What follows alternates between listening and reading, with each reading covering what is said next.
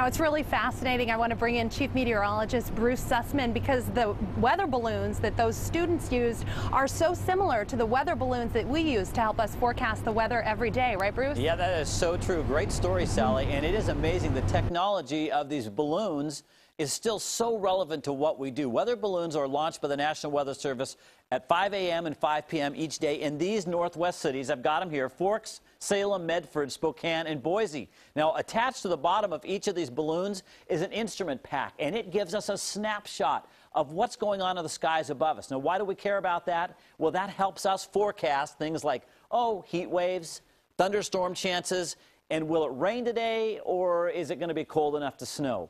We don't care about any of that stuff, right? Yeah, of course we do. So that's why it's so important. And these weather balloons, by the way, are launched at the same time, twice a day, and at more than 100 locations across the U.S. And that gives us a real picture of what's coming our way. Well, here's the forecast for the next 24 hours, so you have a picture of what's coming next. A little bit breezy through 7, 8 o'clock tonight, cooling into the low 70s. Gorgeous sunshine continues. 68 degrees at 9 o'clock, and at 11, we're down to the low 60s. Now, tomorrow, we start out with gray skies most places. May not be the whole valley, but here in the metro area, we definitely will be gray to start. The clouds are breaking up by lunchtime. We're only at 65, though, so it'll be a little chilly tomorrow. And then we make it to 75 beautiful degrees as we finish out the day.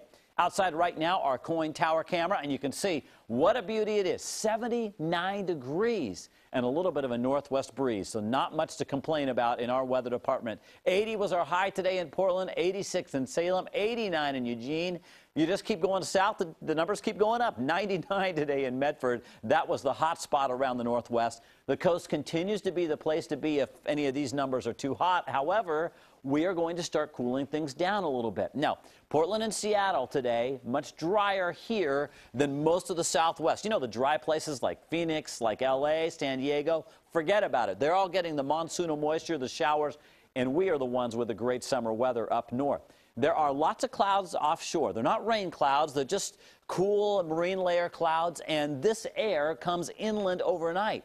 Some of these clouds may get thick enough along the coast that we end up with areas of drizzle tomorrow morning. In fact, watch the rain and cloud forecast. You can see the pockets of drizzle along the coast, and not really any inland, but lots of clouds coming down the Columbia, filling up the metro area. This is 7 a.m. tomorrow morning. The morning clouds may thicken for a little bit into the morning hours. By 9 a.m., they're trying very hard to get all the way to those of you in the Central Valley. So we'll see how they do. But regardless, here's lunchtime. It's mostly sunny. The clouds are disappearing right before our eyes. And then it's a beautiful finish to the day in our rain and cloud forecast for tomorrow. So along the coast, it's mostly cloudy. We'll see areas of clearing. Still much warmer in the Central and Southern Valley than up north. That's especially true if you're talking about Kelso. 73 tomorrow. Mid-50s out the door in Portland. We have a high of 75 degrees. So it's the widespread morning clouds, and then it's sunny and definitely cooler than it has been. Another 5 to 7 degrees cooler than today. So our trend is underway for the cool down. 74 in Damascus, 75 in Portland tomorrow. And if you're going to be up here in Clark and Columbia counties, I'd say low 70s ought to do it. And usually, as you know, those of you in this area are the last to clear out your clouds, and maybe a few spots along the foothills of the Cascades. So we'll watch the clearing tomorrow. When we end up at 75, I think the next couple of days we'll be right in there, mid-70s with the morning clouds and the gradual clearing.